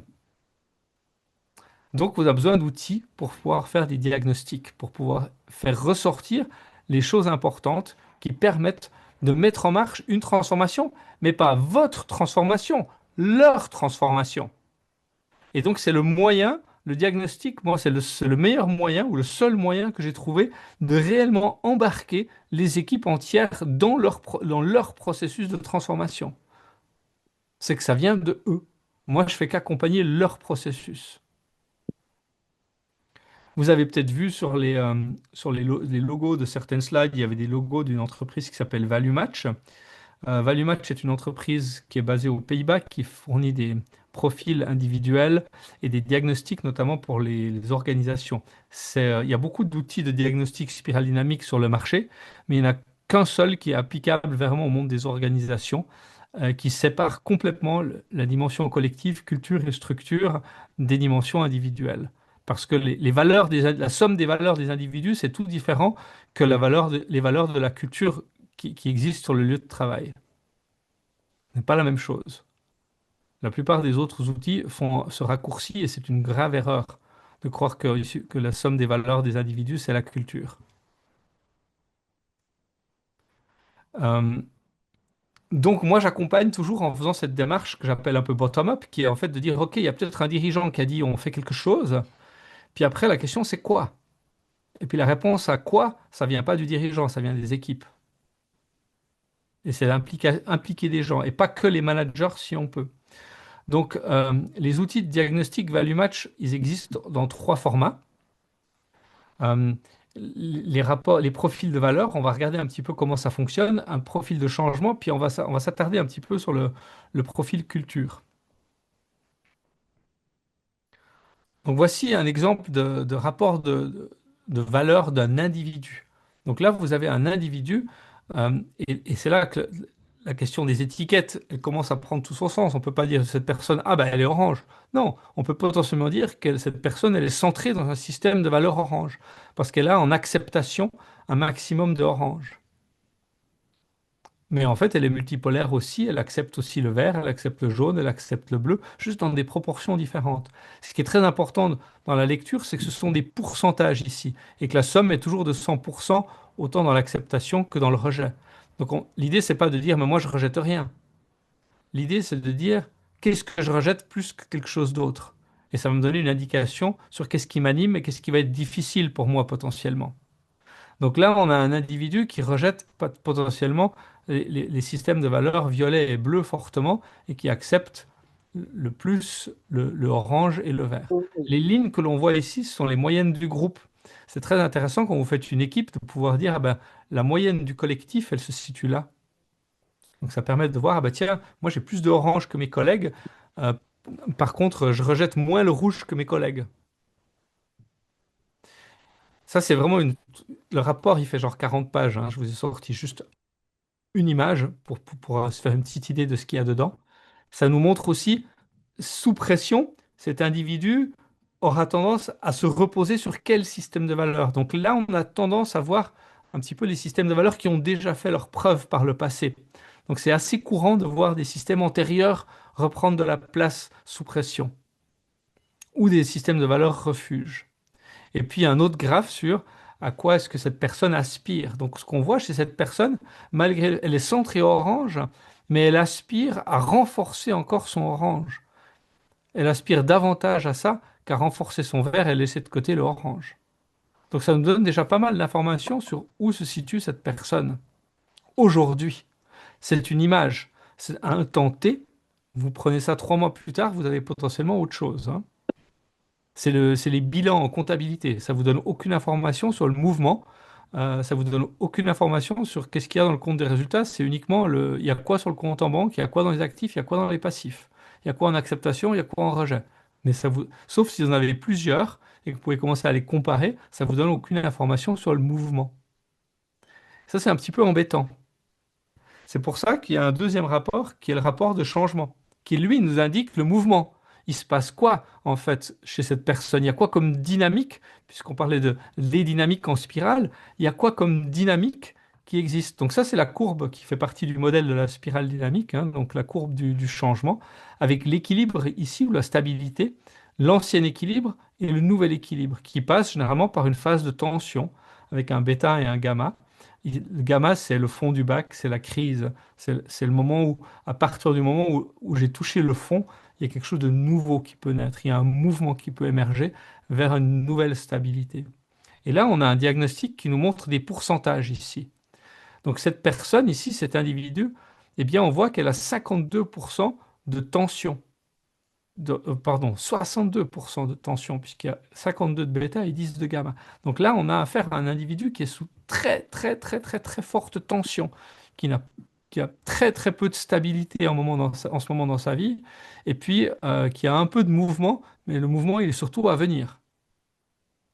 Oui, ça c'est super. Après, le rapport va un peu plus loin, nous dit encore dans quel domaine de vie, est-ce que c'est plutôt dans le domaine professionnel, dans le domaine familial, dans le domaine personnel. Ça nous donne des informations un peu plus vastes sur qu'est-ce qui se passe pour cette personne en ce moment. Puis là où ça devient intéressant, c'est quand on commence à lier les deux rapports, parce que ça nous permet de lire un tout petit peu différemment les informations que l'on trouve là. Donc là, on a un exemple d'une personne qui a le système de valeur vert en acceptation qui est très élevé, avec aussi encore une acceptation du orange, mais également un rejet du rouge extrêmement fort, et on voit une aspiration à renforcer le vert. Donc Là, on a quelque chose de cohérent avec le système, donc on renforce ce système vert, mais quelqu'un qui retombe assez facilement dans le orange sous stress. Donc là, ce qui est intéressant, c'est de voir que c'est une personne qui est très stable. Donc là, vous avez 44% et 22, vous avez 66% de quelqu'un qui est dans un environnement très stable. Donc il y a un peu de mouvement, mais il y a très peu de tension aujourd'hui. Donc cette personne, elle est bien dans ce système. On voit qu'elle est dans ce système de valeur vert, elle aspire à le renforcer, elle fonctionne encore sous orange. On a quelque chose de relativement stable. On a aussi ici les changements de premier ordre. Donc, c'est quelqu'un qui va plutôt chercher à améliorer la situation actuelle que de faire une transformation. Maintenant, on prend le même exemple de rapport de valeur à gauche. Donc, on ne change pas ce qui est à gauche. Ce qui est à gauche, on le garde. Mais je change uniquement la partie de droite.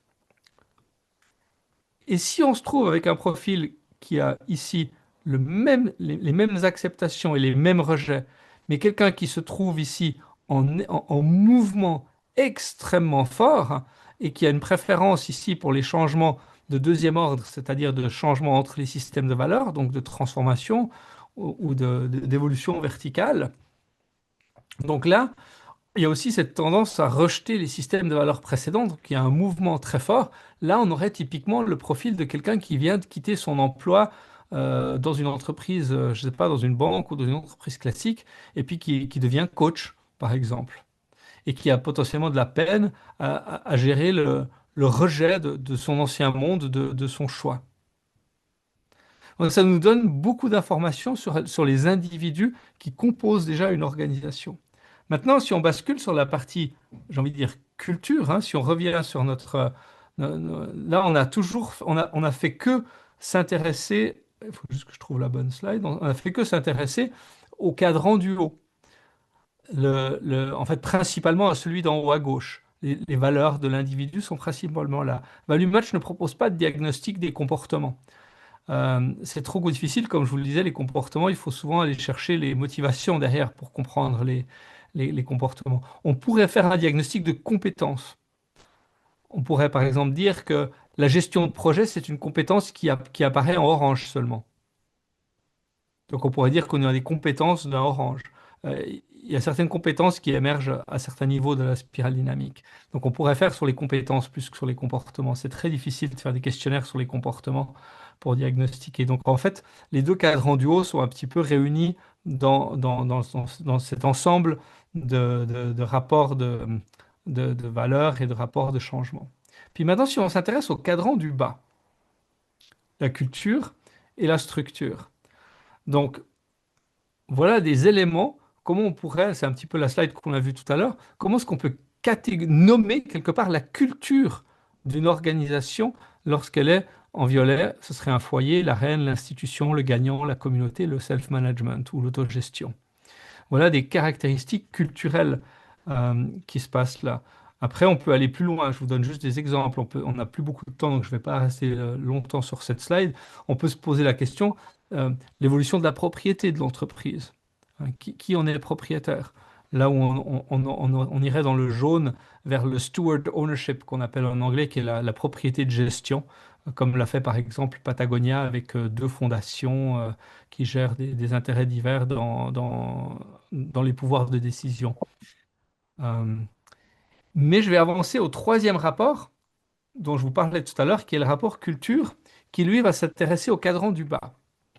Donc, le rapport valeur va nous donner, ici, on va prendre quelles sont les acceptations principales d'un individu. Donc, on a ici un individu qui est centré ou qui a de manière, entre guillemets, dominante le vert, et à égalité le orange et le jaune. Ça, ce sont directement les trois barres les plus élevées du système qu'on a vu tout à l'heure en acceptation.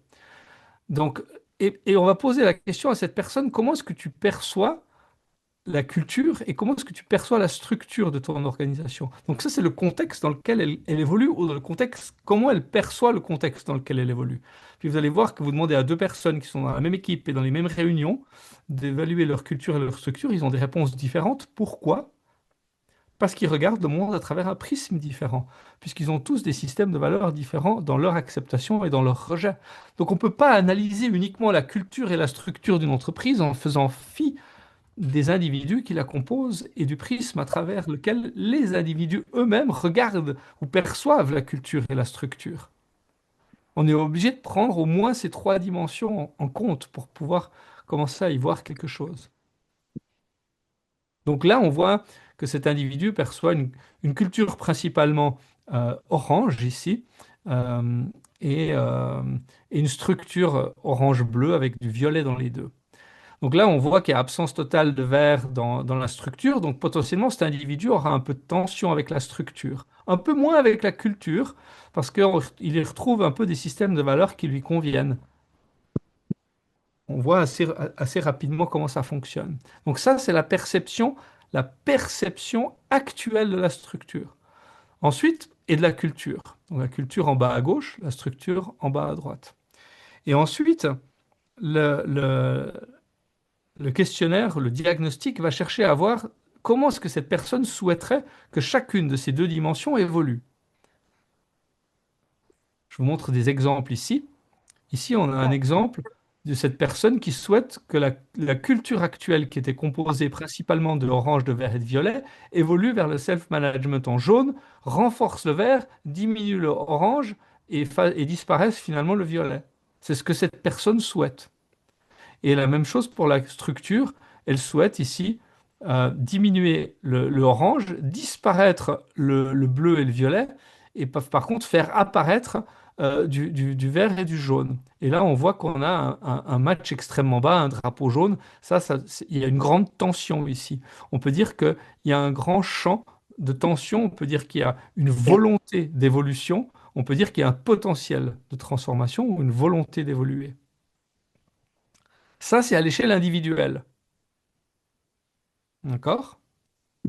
Maintenant, on peut faire le même rapport quand on a fait passer ça à 10, 20, 50 ou 200 personnes. En fait, on peut faire une version collective de ça. Puis on peut mettre tout ça ensemble. Puis on peut voir, dire, eh bien, les personnes qui composent l'organisation, alors on a les mêmes, des graphiques très similaires, souhaitent ce type d'évolution. Puis après, il faut aller un peu plus bas dans le détail. Et donc, en fait, il y a 15 leviers qui sont dans la culture et il y en a 12 qui sont dans la structure. Je vais vous montrer un exemple de à quoi ressemblent les leviers de la structure. L'idée, c'est pas d'aller dans le détail, mais vous voyez, ils sont classés également dans trois domaines qui correspondent aux trois domaines que Lalou a dans son livre. Elles ont juste été un petit peu renommées ici. Mais on a par exemple flux d'informations, description des tâches, le management, structure des réunions, politique d'embauche, coaching et accompagnement. Voici des leviers ou des lignes d'évolution. Et puis on va voir l'équipe actuellement, elle le perçoit par exemple ici, le management. L'équipe perçoit actuellement qu'elles sont principalement dans le bleu, et puis il souhaiterait que ça évolue vers le vert. Donc ça commence à vous faire des lignes spécifiques de qu'est-ce que les gens aimeraient voir évoluer dans la culture et dans la structure. Et maintenant, je vais vous montrer un exemple concret d'un accompagnement que j'ai fait.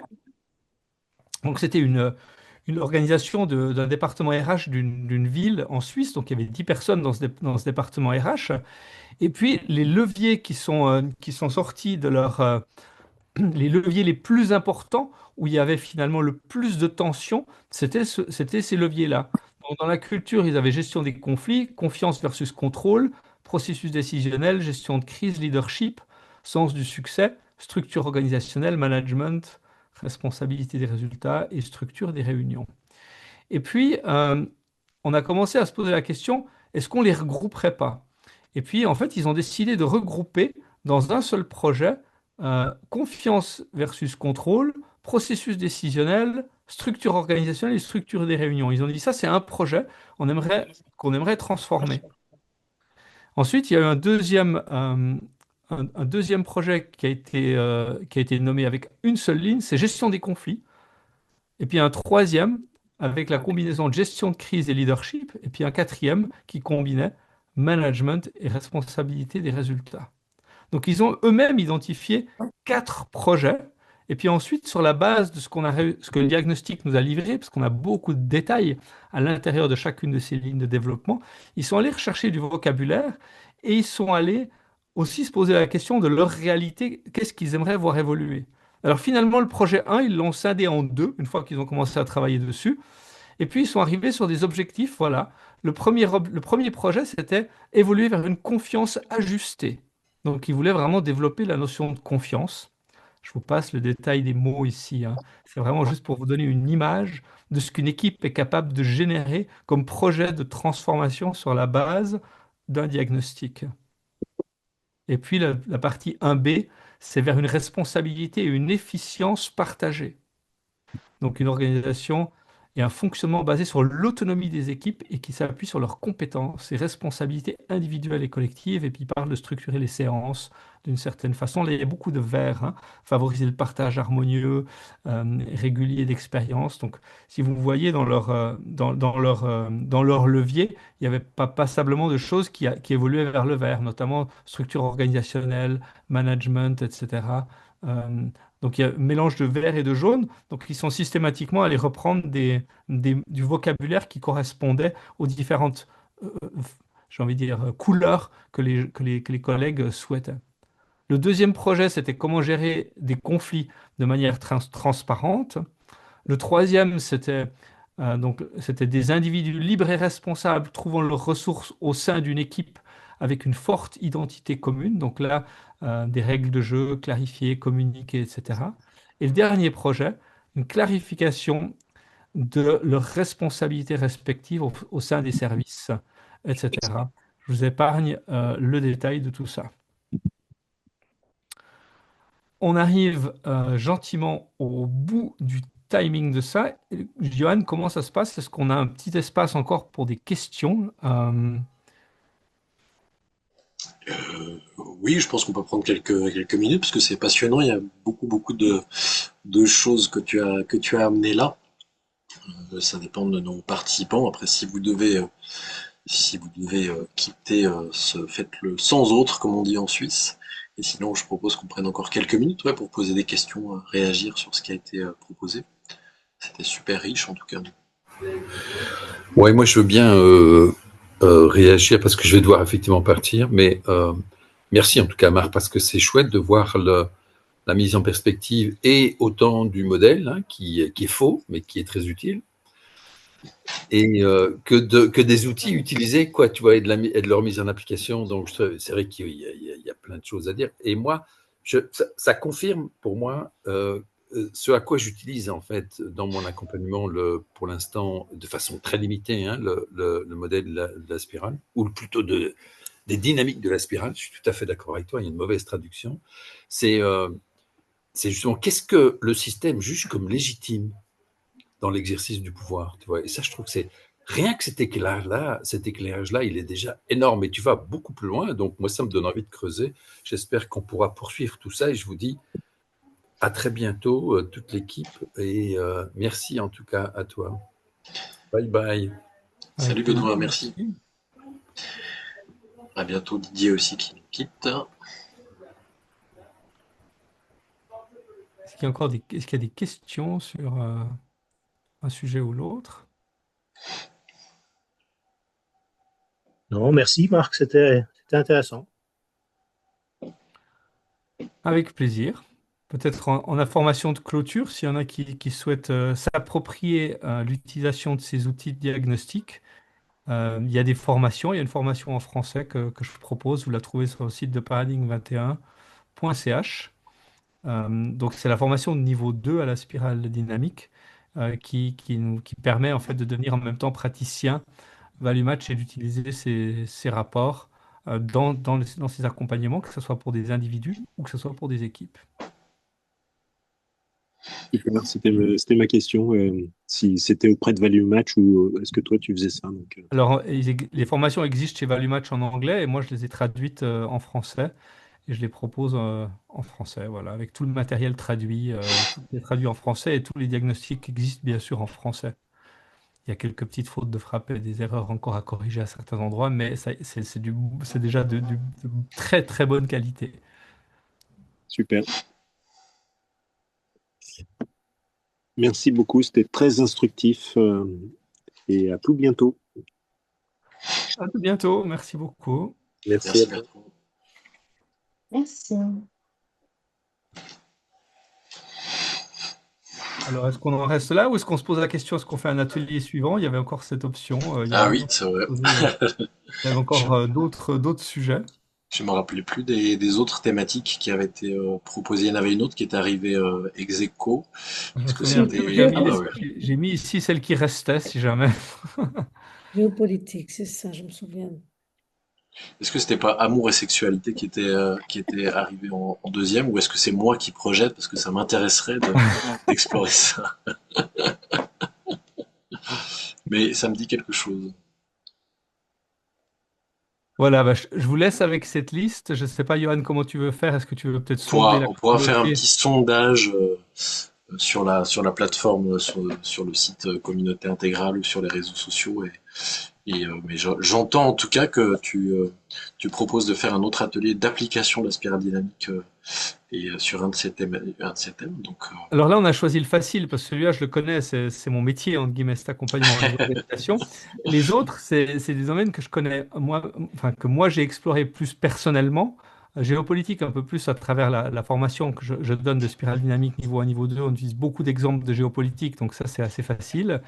Par contre, les autres, c'est des exemples que j'ai appliqués à moi-même. Donc, c'est vraiment mon expérience, mes témoignages. Mais là, on ne sera pas sur un format où j'ai énormément de choses à projeter. Ce sera beaucoup plus des partages et des discussions.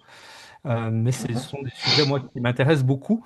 Et là, il faudrait que je construise un format et du matériel, mais ça me passionne. Donc, on ça, peut c'est des amorcer domaines déjà le d'application. sondage, hein. Vous pouvez noter ceux qui êtes les valeureux qui êtes encore là, de mettre, si vous voulez, dans le chat un ou deux de ces sujets, ou pourquoi pas, soyons fous, en proposer encore une alternative. Et comme ça nous donnera déjà un peu une tendance. Non, mais Johan, on va pouvoir expérimenter sur le site la sollicitation d'un sondage, tu vois. Ça va peut-être Parfait. pouvoir être Ah oui. un truc sympa. Ça va nous Voilà. permettre de lancer ça, super. Donc, pour l'instant, il n'y a pas grand-chose dans le chat. Eh bien, très bien. Moi, Spiritualité, Noureddin, géopolitique et spiritualité. Ça dépend des groupes, hein. La dernière fois, on avait d'autres résultats. Ouais. Intéressant. Mhm.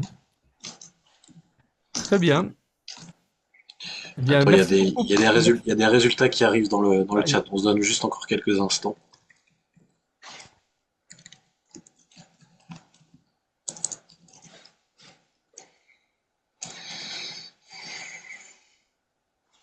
Ok.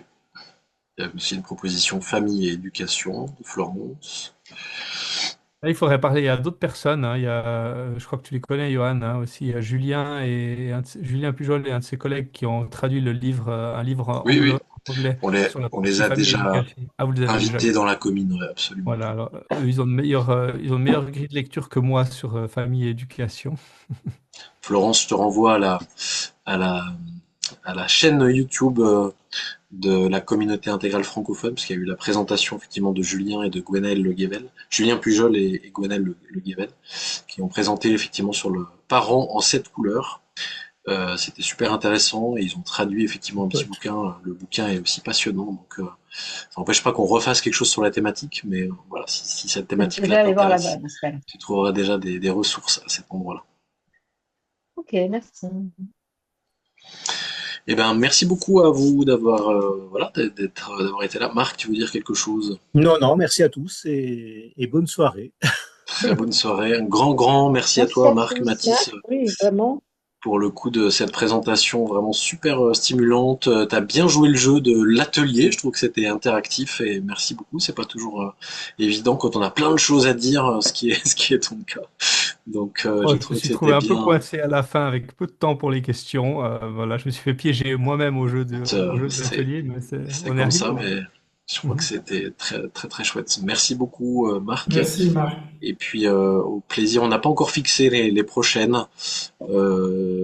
les prochaines rencontres, mais ce sera annoncé incessamment sur le site. Pensez bien à vous abonner aux notifications de la commune sur le site communautéintégrale.com, c'est ça, Marc? Tout d'un coup, Oui, je sais plus s'il y a un ouais. tiret dans l'adresse.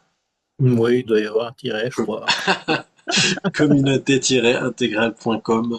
Abonnez-vous aux notifications, comme ça vous saurez pour les prochaines rencontres. Grand merci, très très belle soirée à vous et à très Bonne bientôt. soirée. Bye bye. Bye bye. Salut. Au revoir.